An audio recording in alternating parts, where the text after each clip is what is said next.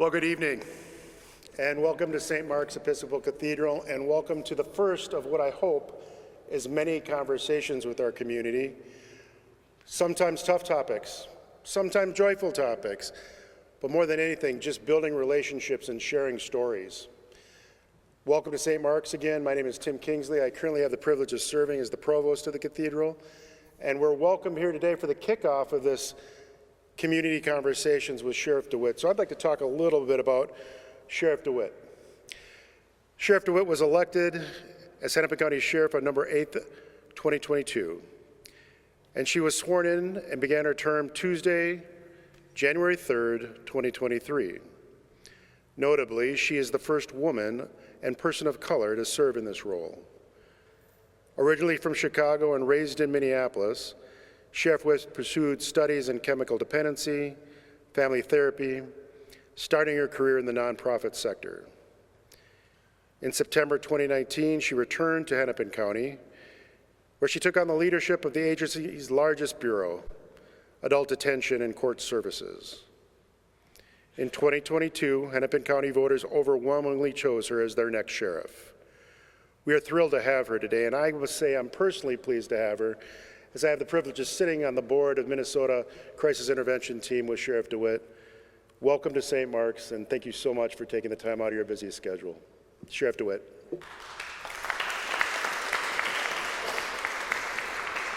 Well, good evening, everyone. If anyone can't hear me at any point in time, please just let me know, and I will try to do better. I am Sheriff DeWanna Witt, and it is a pleasure to be here before you all. But you know, there's one of the things about me is that I don't believe in sharing a stage or keeping a stage to myself. As I am in this role as the sheriff, I am very much a team player and a collaborator. So without them knowing, I'm going to ask the Hennepin County Sheriff staff to come up here so that you can put a face with their names and what they do, and then I will get started on my part of the presentation if we're all okay with that. So, HCSO. So if you could share your name and what you do at the office, I would greatly appreciate it. Thanks.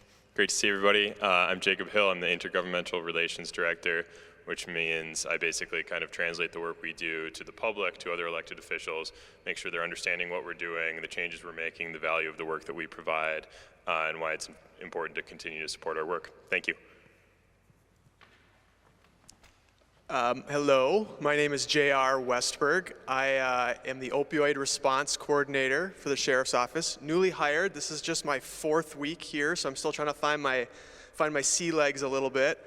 And my job is to kind of be the connector piece among all the different units and bureaus in the Sheriff's Office. We do a lot of work, obviously, with opioids and drugs, so I'm going to serve as a connector piece between all those departments and then kind of work with the community to try to see if we can solve some of these problems with overdose fatalities. Good evening. My name is Putavan Wilkerson. I am under COPA, Community Outreach and Public Affairs.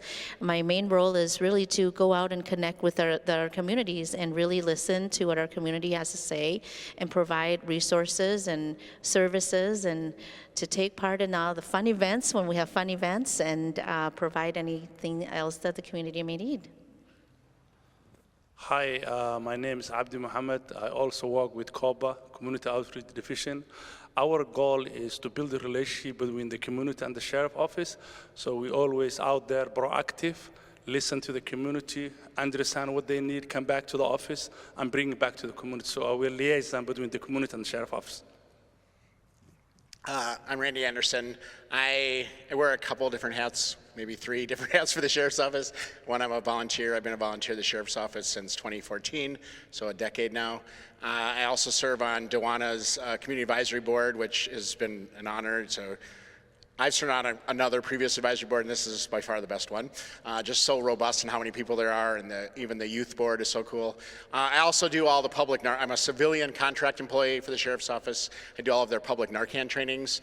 In fact, we just had one here 2 weeks ago. It was very well attended, and I talked to the Pope Reverend today, and he said he'd love to have us come back and do another one. But I'm also in recovery. I'll have 20 years in January. Thank you all. So part of the reason I wanted each of them to introduce themselves and what they do is because I hope that people homed in on the fact that I am a community-oriented sheriff. And a lot of that is because of my upbringing and realizing the importance of community when it comes to providing services for very diverse populations of people. I will do this as short as I can, but I come with a lot of different experiences, and some of them are quite frankly bad. As I said, I grew up in South Minneapolis. My household, which was filled with a lot of drug use, drug abuse, chemical dependency, and mental health issues that did not go addressed, and abuse. I am a person who has felt what it's like to be overlooked and not seen. I will tell you, social services failed me and my siblings, law enforcement failed me and my siblings, the education system failed me and my siblings. So when I think about those things, the way that I do my work is making sure that people are not overlooked and people are not heard. And it has to be a community-based approach. At 15, I became a mother. And it was having my daughter that gave me the courage to get out of that environment because I wanted her to have a better life than what I had. Even though I truly did not believe that that was possible. I didn't know what that looked like because I'm used to an environment where there's a lot of chaos, a lot of bad people, a lot of bad intentions. Fast forward, I was blessed enough to come into a program called Juvenile Horizons, which was for adolescent mothers, where they taught us how to parent.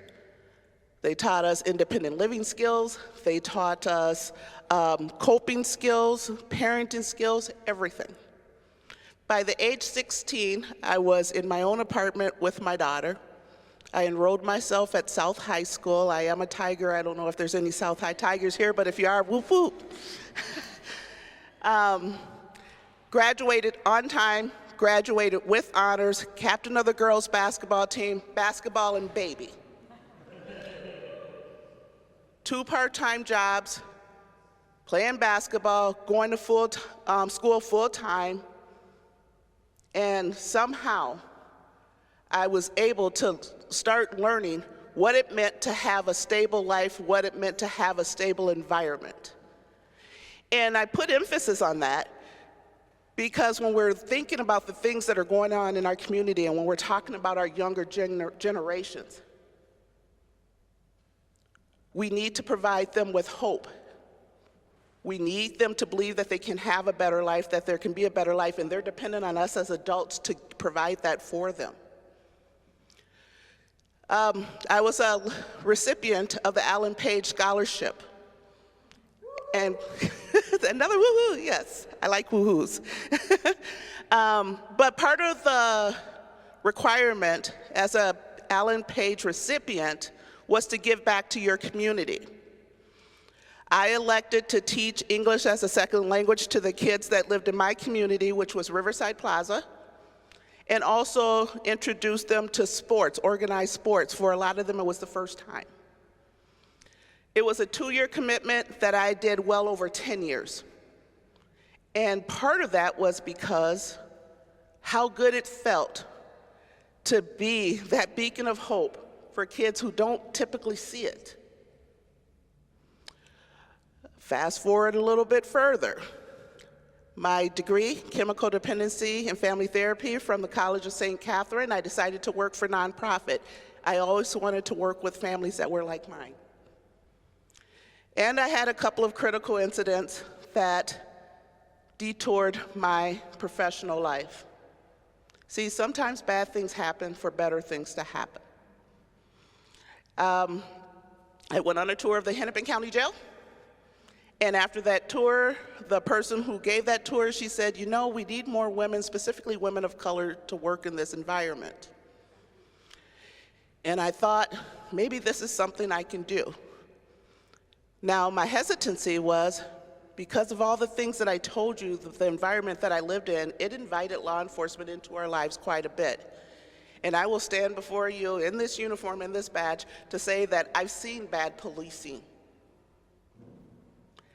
So, being that person who always wanted to make sure I was who me and my siblings needed to see, I took that job as a detention deputy. I worked there as a detention deputy for several years before going to the Dakota County Sheriff's Office as a licensed peace officer. And I was blessed enough to have 2 leaders there that understood the various lenses that I can bring to public safety and understood the importance of making sure that there was that avenue to bridge that gap between community and public safety. And they kept pushing me into very uncomfortable places. You see, even till this day, sometimes it's uncomfortable for me to receive compliments because I was never used to that as a child. And so when we talk about people saying, oh, you're doing a good job, it was never my endeavor to go up the ranks there. I was just lucky to have a job where I was positively affecting lives, even in this profession. I ultimately became the first woman to reach the rank of captain at the Dakota County Sheriff's Office, but always connected with community, overseeing like our community outreach there, being a part of our Explorers program, which is a youth-based program, being a school resource officer. 2019, I got the call to come back to Hennepin County, and I actually turned it down twice. And the third call that I got from the then sheriff, he says, I don't understand why you wouldn't want to come back here. It's more diverse. It's more money. There's more work to do. And I simply told him that I didn't forget how they treated me. And he says, well, some of those things are still going on, and I want to charge you with coming back and changing some of those things. Well, that's what got me, because that's all I wanted to do is be that game changer. And making sure that I am using my role to positively affect other people's lives. Once upon a time early in my law enforcement career, I tried to hide who I was and where I came from, because I was not smart enough to know that, you know what? God intended for me to talk to people about my story so that I can help others. Fast forward, I will tell you now, I never, ever, ever, ever, ever saw myself running for Hennepin County Sheriff. And when we made the decision, like we had to have an internal candidate to run for this office because Hennepin County was quite frankly a mess. I actually tried to get our then chief deputy to do it, and she told me nope before the sentence was even out my mouth. But then one day I'm in my office minding my own business, and the then command staff came in and they said, it needs to be you. And I was like, who? What? Because see, again, I'm still not used to believing sometimes that I deserve a better life. It's funny how sometimes we can't shake off some of those things. Well, after a good conversation with my brother, who's no longer with us, and my grandmother, they said, no, you should do it. And I threw my name in the hat to run as the Hennepin County Sheriff. I'm proud to say that I stayed true to who I am. I was authentic, I was truthful, and it wasn't about throwing other people under the bus, it was running on my own merit, which again was something I wasn't used to. So here we go with this election, and you know what? I will let you all know how special you are. I was supposed to go to the Lynx game tonight, and I gave the tickets to my husband and my granddaughter, but I wish my granddaughter was here. Because again, you look at how kids are watching us today, and they're watching how we make decisions. And this little girl who was on the campaign trail with me, because she's just my mini-me. My daughter might get offended sometimes by that, but she's it skips a generation sometimes, right? But you know, as I am running and not realizing how I'm influencing her and what she's hearing during these social events, right? she decided she was going to run for student council as a 5th grader. Well, she didn't get it, and her mom calls me and she's like, "Mom, you got to talk to her. She's so upset because she didn't get selected." And so I'm on the phone with her as she's sobbing, and I'm like, "It's okay. There'll be other times. You can run again next year." And she goes, "Ganny," she calls me Ganny. "Ganny, you don't understand." She said it was just a popularity contest because no one asked me about the issues. And I'm thinking, oh my goodness, what did I do? But this little smart little girl, who then, as I didn't hear it then, but it was when I won, and she goes, "You know, you can't have sheriff without she." And I'm like, "What did you say?" She's like, "You can't have sheriff without she." And I'm like, "Mariah, why didn't you say that? I could have used that." She goes, "Ganny, I tried to tell you, but you keep talking to everybody." So she goes, "You can't have sheriff without she, you can't have sheriff without her." But my family, my husband, my children, my grandchildren, I gotta tell you, this job takes a lot from them. And I am so lucky, so blessed to have a family that supports me because they understand the importance of me being in this space at this time. So, here I am in the election.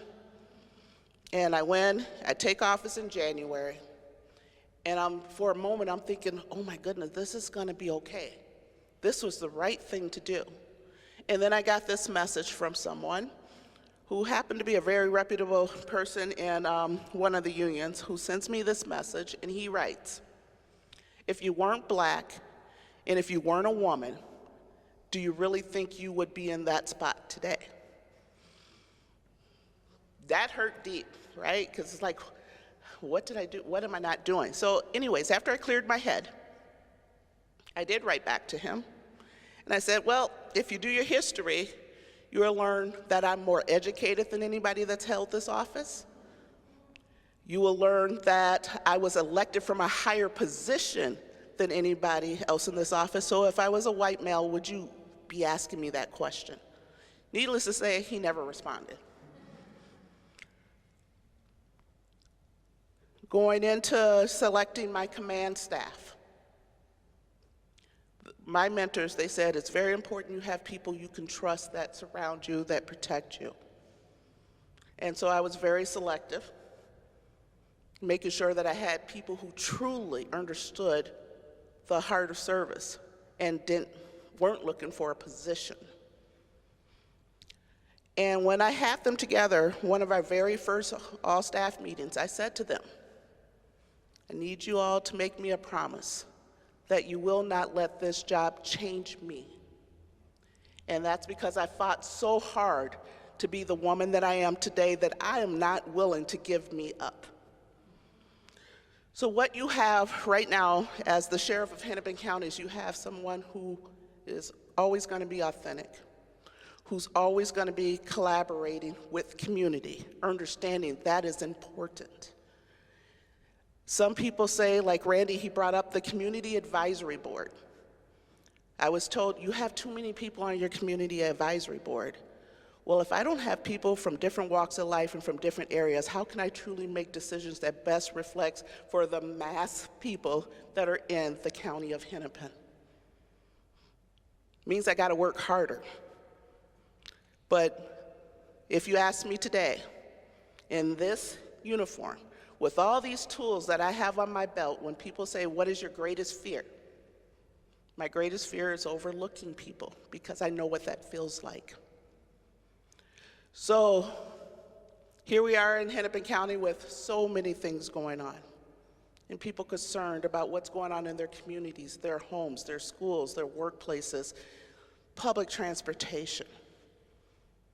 It's a very big job, but I have no doubt that I am the right person for this job at this time, because historically, we really need to look at how have we collaborated with the community. My executive assistant and the chief deputy who just retired here at the end of August, Tracy Martin, love her to death. It was maybe, say, 6, 7 months into the job, and they came into the office and they had looks of concern on their face. I'm like, oh boy, what did I do now? But Danielle says to me, she goes, because they've worked under multiple sheriffs. They said, we are not used to this many people having access to the sheriff. And I said, I don't know why not. Because when you're a sheriff of the people need access to the sheriff. Again, with that premise that I don't want to overlook anyone, any community. I'm a sheriff for all of Hennepin County, and what I can promise you is I will always do my best to represent the entire county. Now, I know that there might be like 1 or 2 concerns that people might have about what's going on in the community. I'm sure there's not more than 2, right? I forgot to tell you guys my disclaimer. I think I'm hilarious. My husband don't think so, but I be cracking me up all the time, so just bear with me. In structuring the sheriff's office, one of the first things I did is had to go to the legislature to get another major. So our organizational chart is the sheriff, the chief deputy, and then majors. And the point in getting that major position was I understand that we cannot keep putting ourselves in a place where we're just responding to when bad things happen. That major oversees our public affairs and communications. I wanted a team that was proactively, no matter what is going on, that is proactively going out there, making connections with community, because it's important to me to build sustainable relationships. It's very difficult to do that when you're only responding to bad things. So after we got approval for that major, it was about expanding the agency and making sure that we're staying fluid for whatever trends we're seeing within the county. So when we talk about, I don't know, anybody ever hear of auto theft? It's kind of a thing right now in Hennepin County, right? I will tell you I'm like no other agency where I am short-staffed. But that is not an excuse to not do the work and not to show up. It means that we just have to be clever and we have to figure it out. So even with my diminished staff, starting an auto theft team to continuously be out there looking for people trying to steal cars, recovering cars after they've been stolen, because we all know what that can do to a family if they don't have that life link. Also, had to look at our structure like, okay, you know, anybody ever hear of the pandemic? What are the effects on the agency from the pandemic? When we're talking about evictions, homelessness. So the sheriff's office, by statute, we have a lot of civil statutory requirements. So that was very much tugging at our staffing as well. But making sure I look at like, how can we effectively use our licensed peace officers in the way that's going to be responsive to what's going on in our communities. So, you know, it's only been 19 months. Sometimes it seems like 48 months.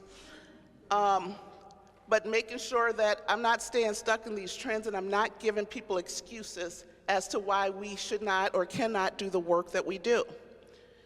Now, if I go back to being that little girl, and I think about the number of family members that were in and out of jails and prison, seeing them going in bad, coming out bad, if not worse.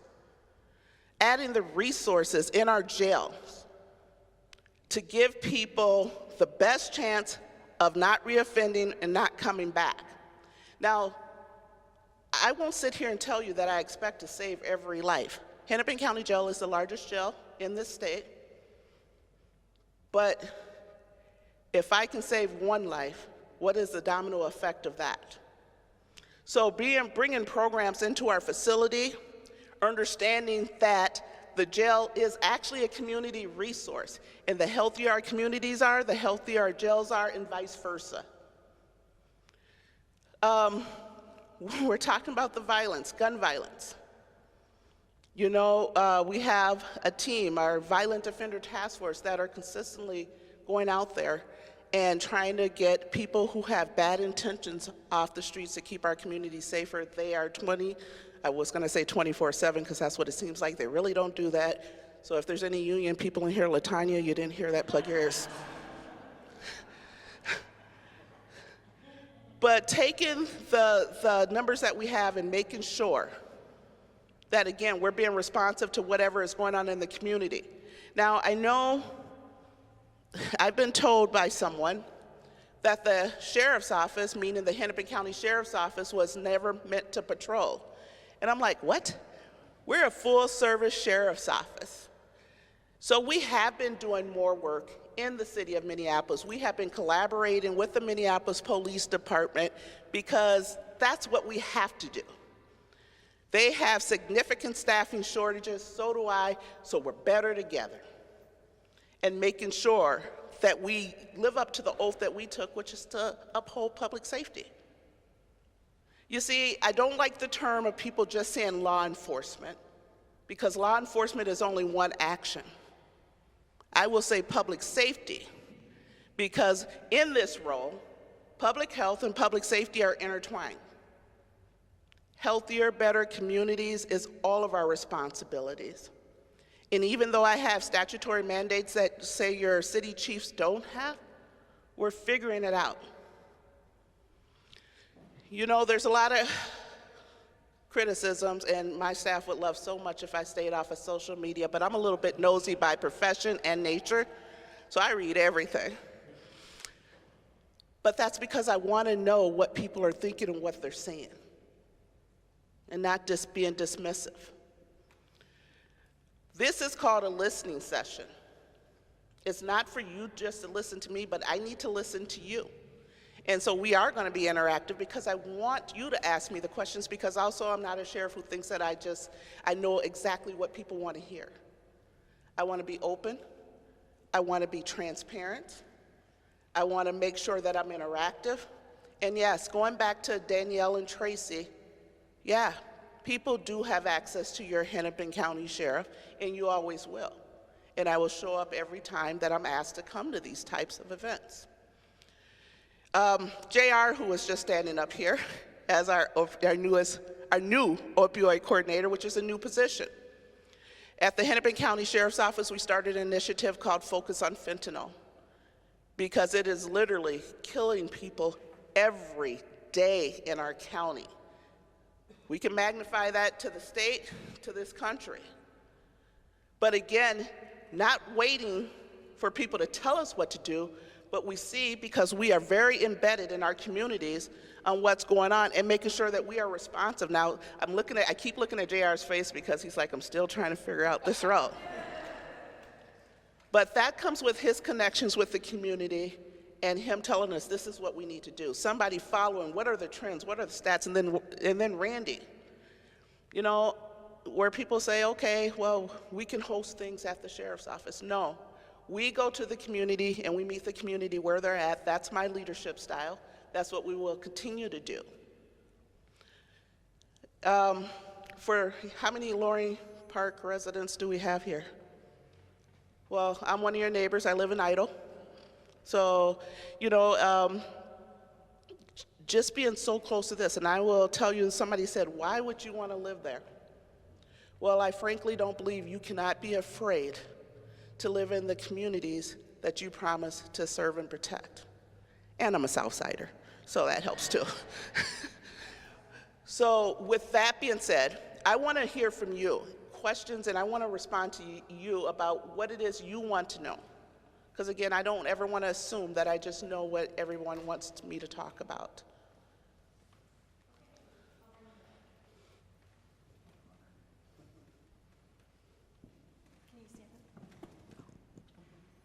Thank you. I'm just wondering if you can talk a little bit about juvenile crime and what resources we have or don't have to deal with the juveniles. Thank you for that question. She asked about juvenile crimes. So I think we need to look at this in two different ways. We need to talk about pre-adjudication. We need to talk about post-adjudication. So pre-adjudication, what I can tell you, what we're seeing from a law enforcement stance right now is encountering juveniles and not necessarily always knowing where they're going to go. So as far as our juvenile detention center, there's what we call a RAE assessment tool, where they have to meet a certain point threshold to be accepted into the JDC. Now, if they don't, juvenile detention center. Now, if they don't meet that threshold, you know, sometimes we're calling parents. We'll drop them off or tell them to pick them up. Sometimes we're hearing parents say, no, I don't know what else to do. We also have non-secured places, which I can't put a number on it, but it's significant enough to say where we know once law enforcement drops off kids at some of these unsecured places, they have the ability to just walk out. We are failing our kids. That's my personal opinion. We're failing our kids because it's our jobs as adults to set boundaries. Kids' jobs are to push boundaries, and if we as adults aren't giving them boundaries, and if there's not an immediate consequence for actions, whether it's bad behavior, unsafe behavior, why would we expect anything to be different? There is no one person or no one part of the juvenile justice system that isn't failing. We got to do a better job of collaborating and overlapping so that we can save these kids. What we're seeing is that, you know, it's not necessarily starting off with just stealing a pack of gum.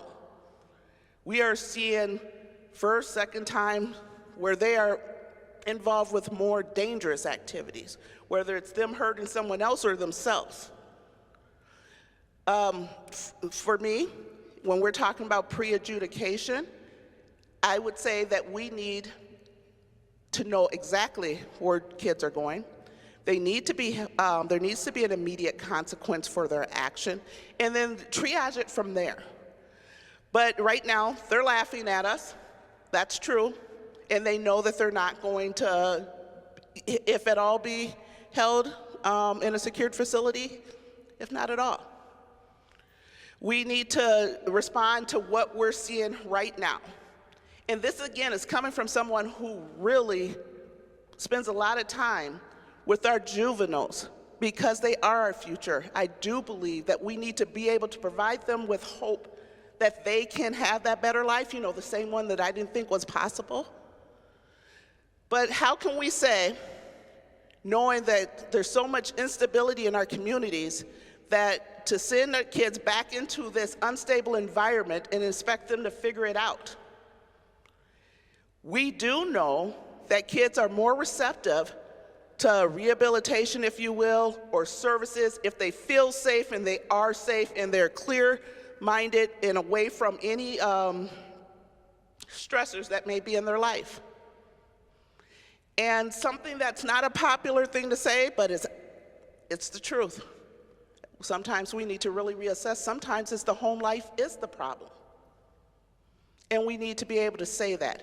What is it that our kids need to give them the best chance to grow up to be good adults?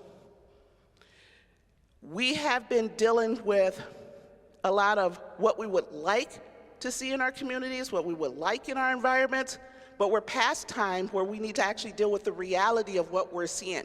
And it needs to be something drastic. It's not about throwing away our children. It's about giving them the best environment so that they can thrive. And that means admitting that sometimes the community that they're in, there's this thing called peer pressure. Anybody ever hear about that? It's still a thing. So when we have kids out here that seeing that their peers are not being held accountable, what's to stop them from joining in? Let's be real about that. You know, it doesn't necessarily have to be about locking kids up again and throwing them away. It's about giving them the environment that they can receive whatever services they need to do better and to be better. If they don't have hope, if they don't believe that they can, we're just going to keep turning our wheels, doing the same thing. No, it doesn't look pretty, but the question is what do we need to do? And it's holding kids accountable immediately after they commit acts that are harmful to themselves, harmful to the community. People can throw in whatever words they want to make it look like we are just being harsh, It's not about being harsh. It's about saving them. Anybody ever hear that one term, this is gonna hurt me more than it's gonna hurt you? It's kind of the same analogy, just a little different. Let's give them the resources that they need. We keep hearing that there's plenty of resources out there, but if they don't have that environment that is supportive of them to be receptive to that, it simply isn't gonna work. Thank you. I'm gonna go back here.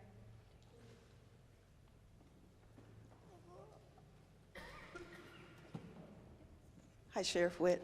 Hello? I met her at the state fair on the last day. She is out everywhere. I was shocked when I saw her, and I just said, hey, I'll see you at St. Mark's.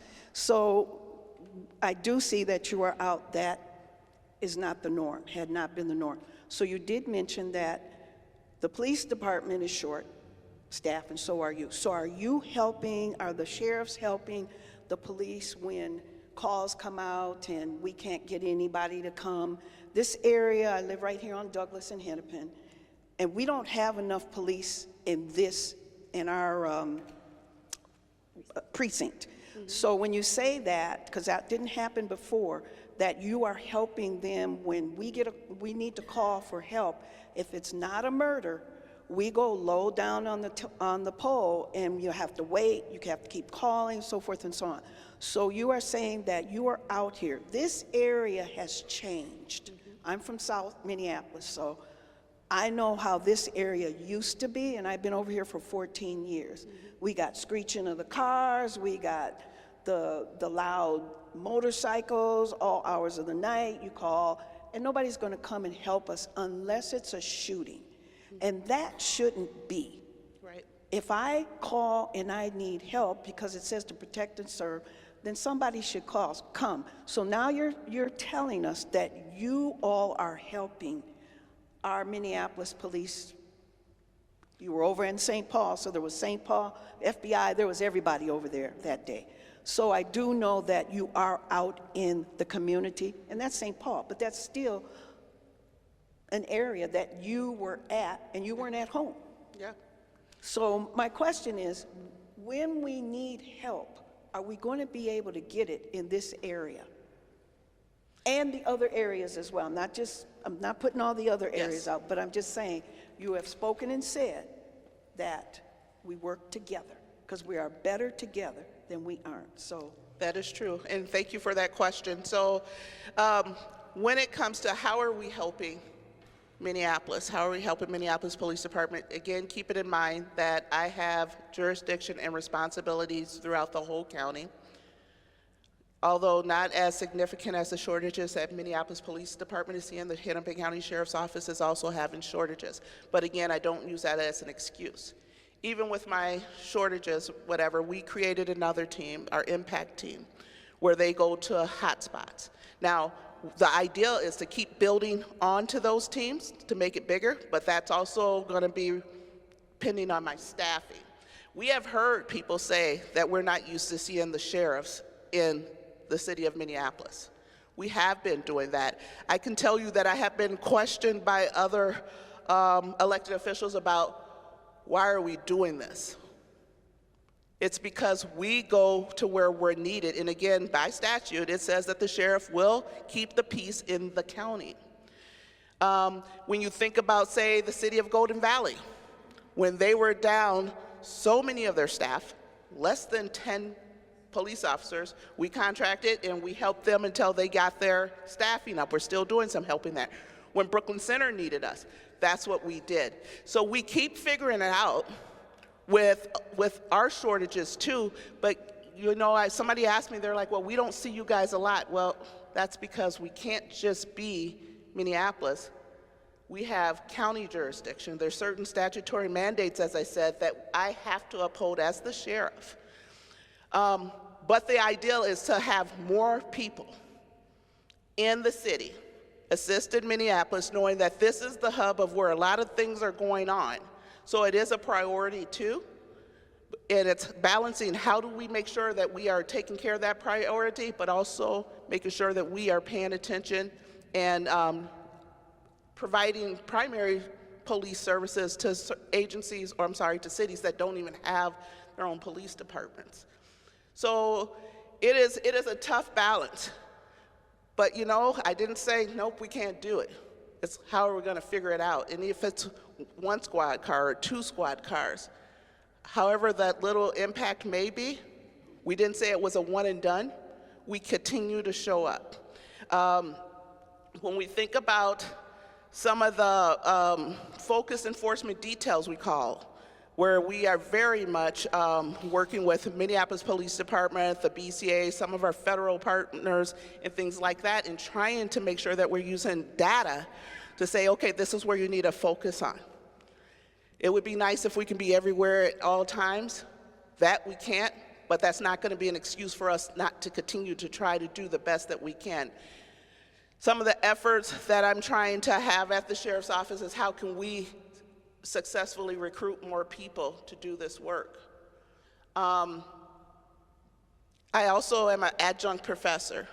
What I will tell you is, like my class this semester, for the first time in 5+ years, I have 30 students in my classroom. So I see them from my window, a little bit switched with that pendulum coming back. Because for a while there, I could tell you I had less than 10. But the question is how do we continue to keep our heads above water as we're trying to recruit people, the right people, to do this work, people who truly have hearts of service. And so, you know, when some of those tough decisions are being made, like what kind of calls are you going to respond to? One of the things I will say is that if we get a call, we respond. If you didn't know, there's 2 dispatch centers. Hennepin County Sheriff's Office, we have our dispatch center where we dispatch for most of Hennepin County. Minneapolis has their own dispatch, so those calls don't directly come to us. They go to Minneapolis. But I can't tell you that we've ever turned down when we've been asked to assist. I can't tell you that if we see something, we don't respond. We're very responsive in that. And when people say, well, we don't see you guys enough, we have to make sure that we are keeping up our statutory mandates to the entire county. But I have not and will not say no. That's not an option. Yes, sir. To follow up on that point, Hennepin County is a big county. It's, I think you've heard people say its budget is bigger than some states.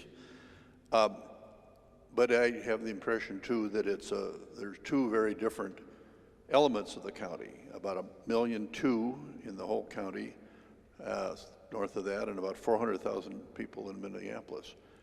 How different is the Minneapolis challenge from the rest of the county, and what is your staffing level perhaps on a per capita basis compared to the Minneapolis Police Department or other police departments? Thank you for that question. So if you ever ask a sheriff, they will tell you that we don't have enough people for the county. That will be a continuous ask. You know, right now we're actually talking about our budget. And we've asked for additional spots, you know, additional FTEs, if you will, so that we can be better responsive. But now there's that window too, right? If I can't even get to my actual authorized authority, you know, it's like, okay, I can play the game, if you will, with saying I need more people. But right now I'm struggling just to get to what I am authorized to have. When we talk about, and it's nearly 1.3 million now, right? We're closer to 1.3 than 1.2. So where there's like cities that have their primary jurisdictions, Bloomington, Ridgefield, St. Louis Park, Minneapolis, Brooklyn Park, Brooklyn Center, they typically have primary jurisdiction in those cities, right? We can go anywhere within the county wherever the help is needed. And again, that's watching the trends. And so, you know, I will tell you that I've heard from some of our suburban residents that would say they were worried about how much help we were giving Minneapolis and if that meant that they were going to get less resources. And so, again, making sure that we're responsive to everybody in the county has to be a must. Again, knowing that our presence in the city of Minneapolis is more robust than it's ever been, because we do recognize that there is a need here. So there's so many different things that go into that question. And yes, I can tell you, like with this, as we're in budget talks right now, I did ask for an increase in my FTEs. I don't expect that I'm going to get them, but I would love to say that I am fully staffed. As far as numbers for our licensed deputies, I believe we're down about 30 licensed deputies. The jail, which is a statutory mandate for the sheriff, again, the largest jail in the state, I'm down nearly 50 in my jail. And the jail is quite important when it comes to making sure that we have enough staff not to just keep people safe and secure, but also to provide programming, medical assistant treatment programs to deal with all the things that we're seeing in the community that people come into our facility in need. Mental health, medical issues. What we see in the communities is exactly what I see in the jails, and so that has to be a priority, is making sure that that is staffed as well. Now, we're one of the only jails that still have licensed deputies in the jail, so it's part of my initiative is to hire more detention deputies so I can get those licensed deputies out of that setting so that they are doing more licensed peace officer duties. But it takes time, and it is very contingent on me being able to have the detention staff that I need. You might have heard recently our jail population issue. So for the Hennepin County Jail, our functional capacity is just a little under 740.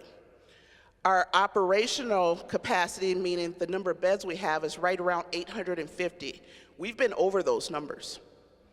And so we have found ourselves in a pickle where we have been partnering with some of our other county jails to send people there, because I'm down staff, I'm overpopulated as far as the people that are in our custody, and that's frankly what we have to do, and it's expensive to do it.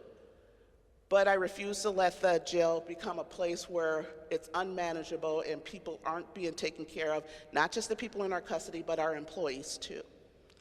So that was a long answer to your question, but I'm sure you're going to have a second and third question, so I answered them all. No. No.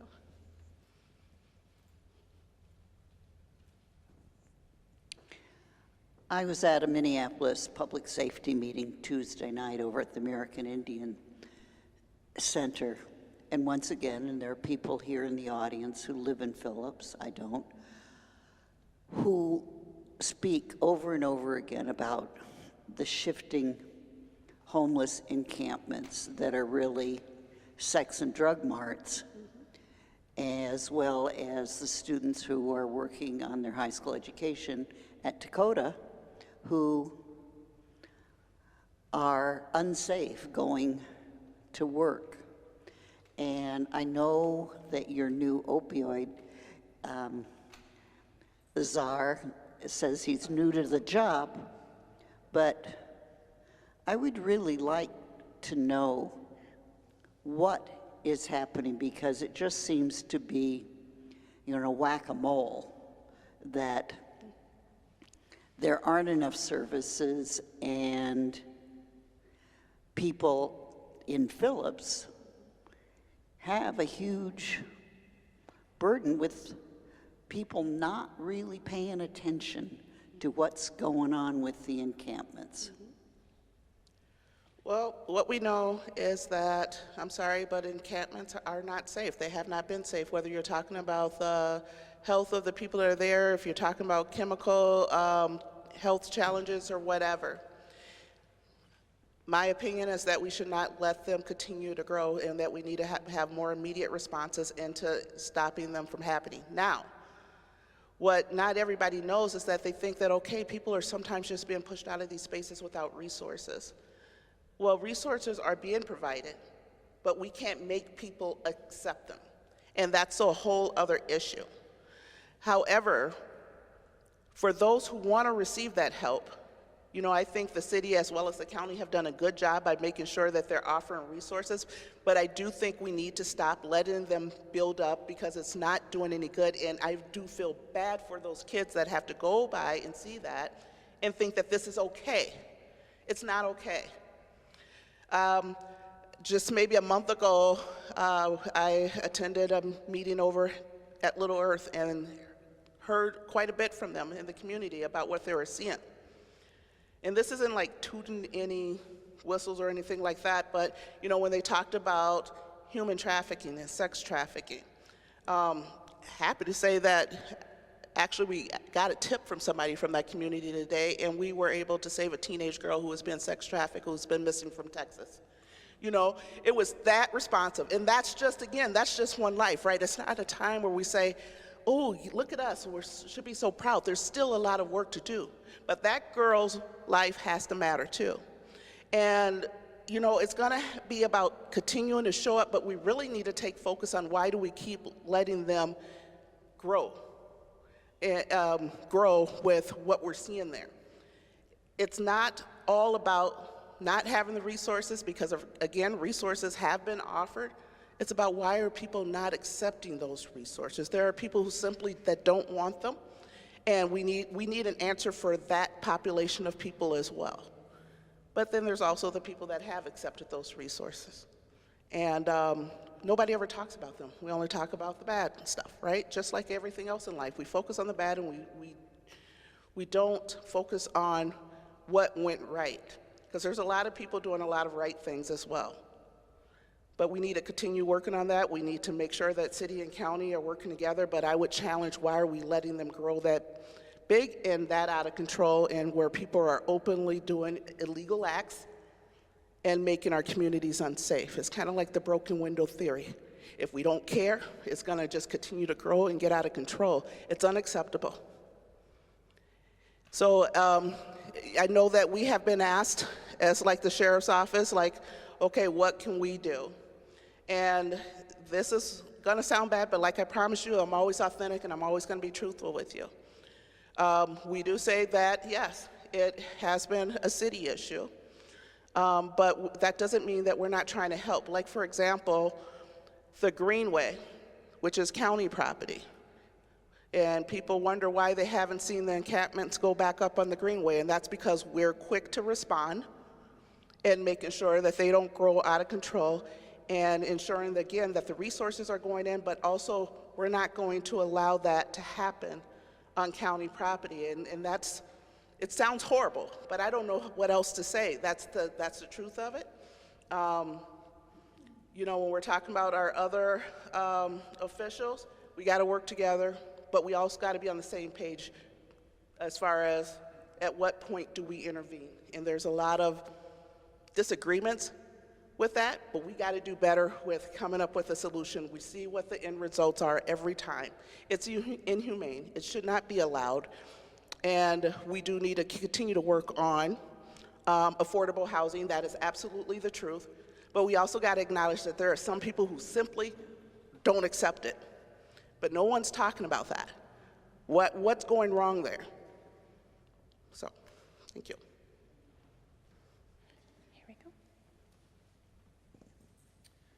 You mentioned the Midtown Greenway. I want to thank you. I do see the frequent patrols on that, which do keep not just homelessness, but other crime, because it's a major, artery for bicyclists and walkers, and I use it almost every day. But my question is, the state is in the process of figuring out how to give licenses to marijuana dispensaries and grow facilities.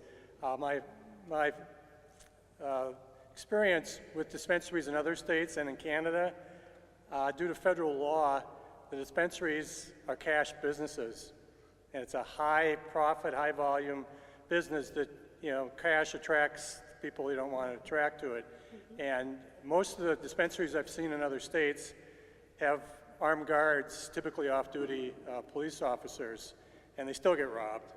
And I'm wondering, the state legislature has not talked about any of this in their legislation. Is there any discussions with the law enforcement agencies, what kind of burden it's going to bring to you from a crime standpoint? And you're obviously, everybody's shorthanded right now.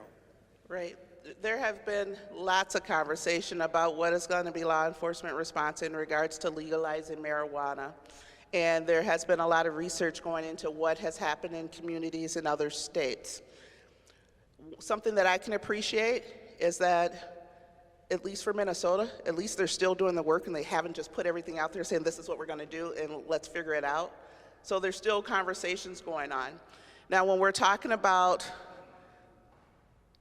police or guarding some of these dispensaries, that's like a whole off-duty gig. I can tell you we've had no conversations about that yet here. And as far as I know, there has not been an ask for that. But when we talk about, okay, how does this affect our communities? Well, you know what? The best communities are those that keep communicating, keep coming together and talking about this is not going to work for our community and making sure that your voices are heard. Again, it's got to be something that, it can't just be lawmakers that are talking about this. It's got to be, how does it affect the community? Last time I checked, you guys are the voters and you have a voice, right?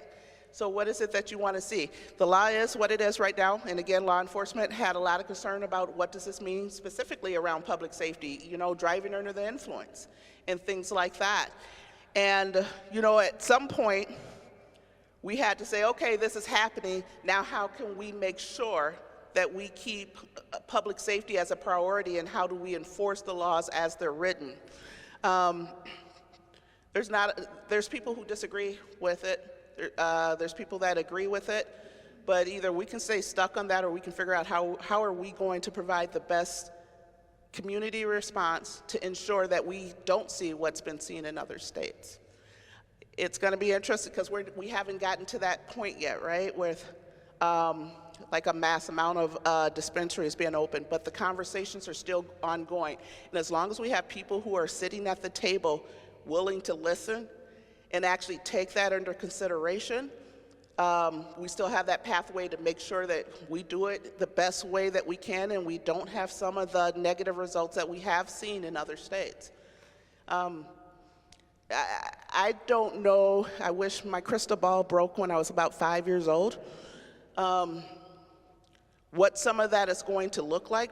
But what I do know is that, again, we as elected officials have to make sure that we are inviting the community in, to make sure that voices are heard and that we're actually responsive to what that's going to look like.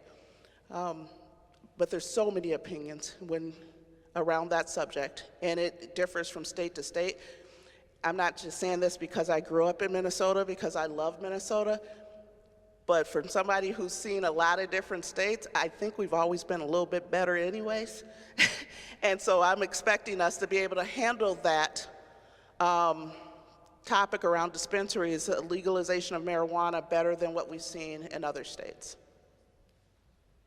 And you have that look like, I don't think so. So what's your next question? No? Okay. Okay, I think this is the last question because we're right at 7. Oh, we could take 2. Okay. I always thought that the idea of Glen Lake was a great idea because you took the kids out of their community and you gave them the Minneapolis Public Schools funded classes out there, and it was a place where they were challenged to do something different instead of just going home and being back with their friends again. Now they tore it down and it's a golf course. Hennepin County sold it. And I don't know what they expected. I mean, why isn't there that kind of an alternative? And let me just add on to that there are like 74 judges on the Hennepin County bench. And you'd think that you could enlist them in caring about that there ought to be an alternative to what they're doing now. You know, I would absolutely agree. I've said it many a times, you know, it seems like we have less resources for kids to be involved in. I do recall being in one community and I brought up the Boys and Girls Club because I am a club kid and I know that was one of my outlets is going to the Boys and Girls Club. And this mom, she says to me, she was like, that's great if we have them, but they're worried about their kids getting from point A to point B. but we do need to invest in more resources, after-school programming for our kids. Now, this might be controversial for some, but I'm just going to give it to you how I see it. When we talk about our communities, right? And you knew the kids that were on your basketball team or your softball team because you're all from the same community. And now we have kids going from all across cities and things like that. That takes away from that community base, right? We need to figure out how to, one, get more programs for our kids to be involved in, so our kids know the other kids in their neighborhood, the parents know the parents in those neighborhoods. And to me, it's basic. It's basic. We need to get back to that community core of what brings people together. We need people to know who their neighbors are. It is a shame when you can live next door to somebody for 5 years and not even know their first names. And then our kids, same thing. But I say we need to think about that and think about where are all these programs, and kudos to the ones that are still doing it. We know that they're there, but we need them more. We need more of them now more than ever. So I think.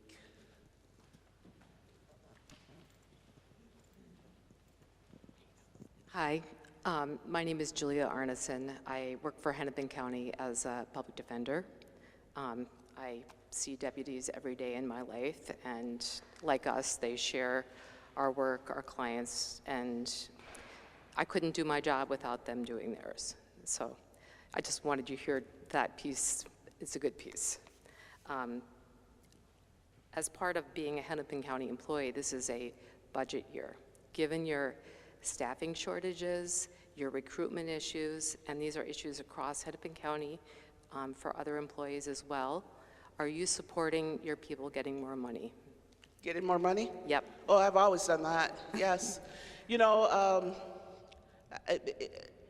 Last year we had some significant raises, but again, I think hands down, Hennepin County Sheriff's Office, when you think about everything that we're dealing with the population that we have, all the things that are going on in Hennepin County, our jail, we have some of the most hardworking people that are doing jobs that, frankly, other counties don't have to do.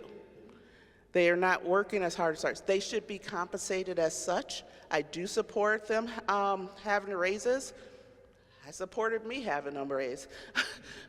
But,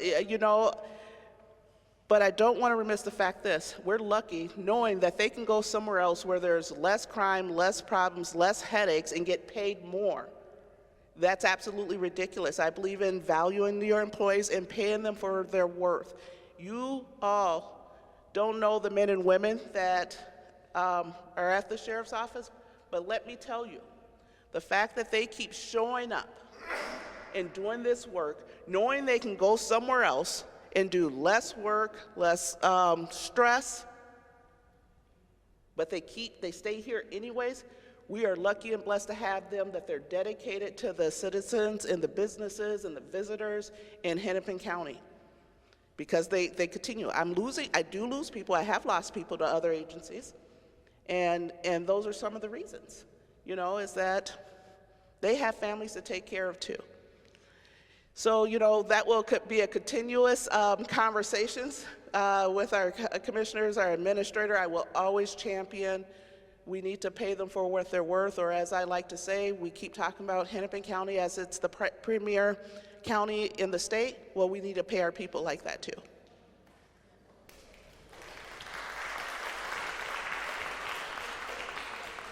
Are we good with one more? Just one more. So Latanya Reeves, I'm also a Hennepin County employee and probation officer. Just wanted to say the probation officers that go into the jail, thank you for making sure that we're all safe when we go into the jail. If you could just reiterate real quickly for us, when you say 850 beds, can you tell the room who are you actually holding? Because I think that's a conversation. Can I tell them what I didn't hear? Who are you actually holding in terms of the offenses? I think that'd be a part of the conversation. Yeah, so when we talk about the population of people that are in our custody, and again, we have been over our functional capacity for quite some time. What I can tell you is that typically between 83 and 85% of the people in our custody are being held on violent felony offenses. It's not misdemeanors. It's typically 1 or 2%, if even that. So I say that we have there who we need to have there. Now, understand that the Hennepin County Jail is a pretrial jail facility only. So it's before they've been sentenced or anything like that.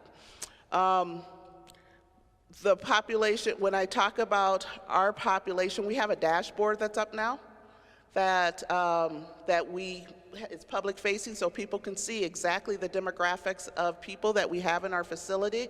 I thought that was very important because something I hear from people is they think that we're holding a bunch of people on misdemeanors. That's not the case. When I think about the number, again, those number of people, we have a higher population of people in our custody and we're working with less staff. Recently, we had to make agreements with a couple of other counties, Wright County and, is it Anoka? No, not Dakota. Well, there's 2 different counties where right now we have a little bit over 100 people that are in the custody of Hennepin County Sheriff's Office that we had to ask sheriffs at their jails if they would hold some of our people because we simply don't have the staffing nor the space due to some projects that we have on and our bed count to hold. And that's going to come with a hefty price tag as too, but we have to make sure that we are giving people the best care possible, and that means asking my fellow sheriffs for some help with housing people. I don't know if I got to what you...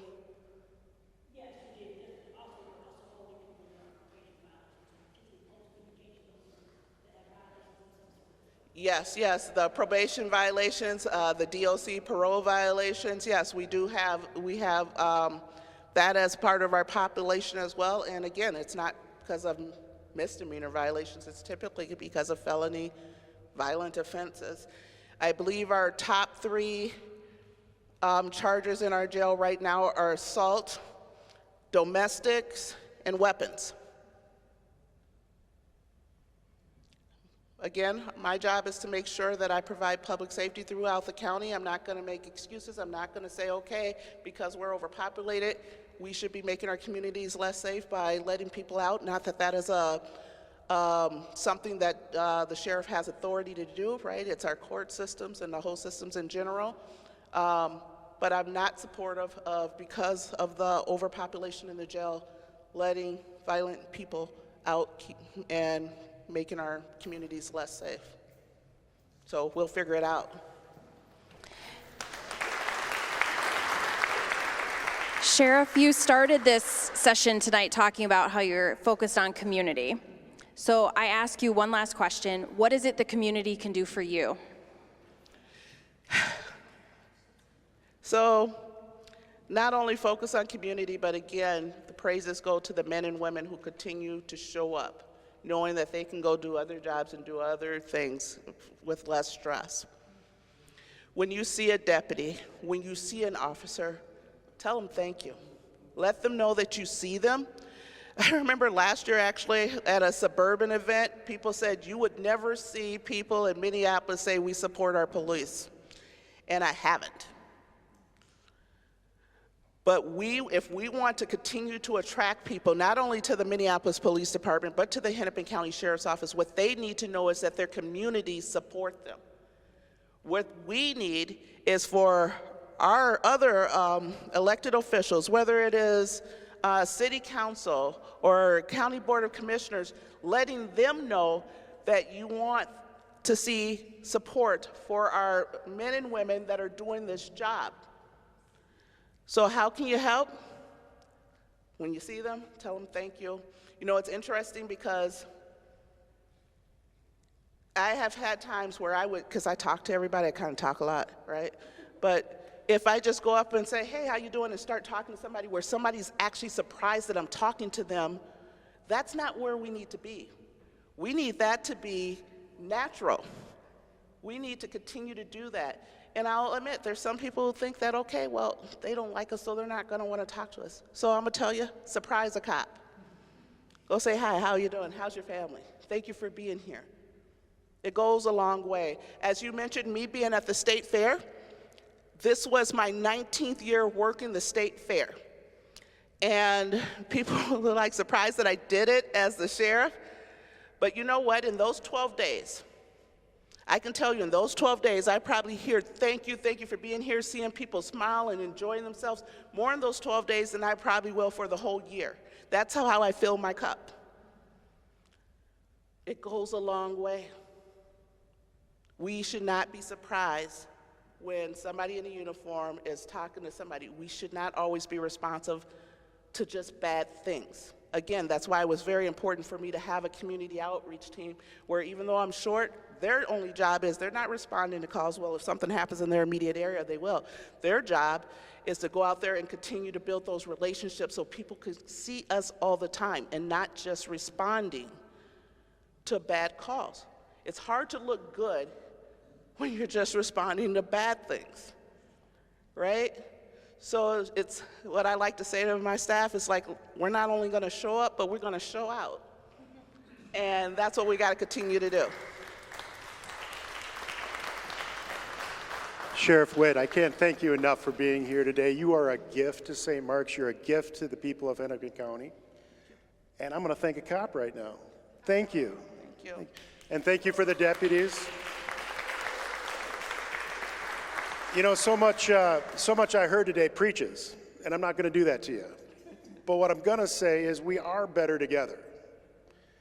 And the more we can collaborate, the more we can have deep conversations together in relationship, is how we're going to be better together.